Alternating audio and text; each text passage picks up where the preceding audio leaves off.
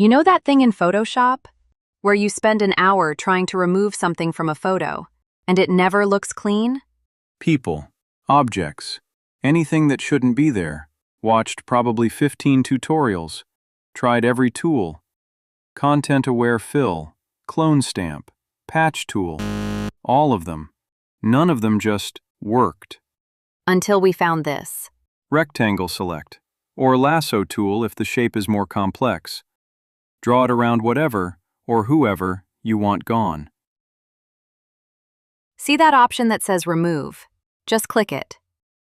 If the result isn't clean, do it again. Same process. And for any small details still left, just use the Remove tool directly.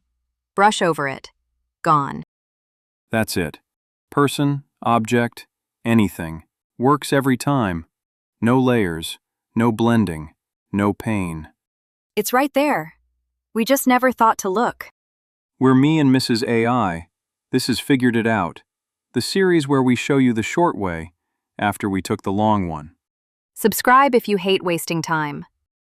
And if you want to try the tools we use to make this video, links in the description.